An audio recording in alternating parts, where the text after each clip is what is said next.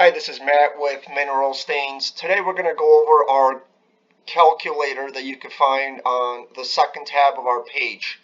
We're going to use 1,000 square feet as an example.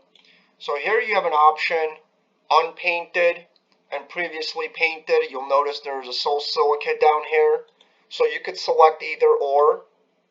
Then you'll drop down and whether you want to use a brush, a roller, or a sprayer. It tells you right there what sprayer is recommended as well. And then if you want to thin down the product a little bit, you have the option of no thinning. Thin it between 10 and 15%, which is a standard if you want to thin it and still have a solid opaque finish. And then you could have a transparency. So it gives you the options. We're going to go with the second one. Then you have the option of adding the primer. And then if you're going to use a sealer. So in this case, we're going to use all of them. And then we're going to simply click calculate.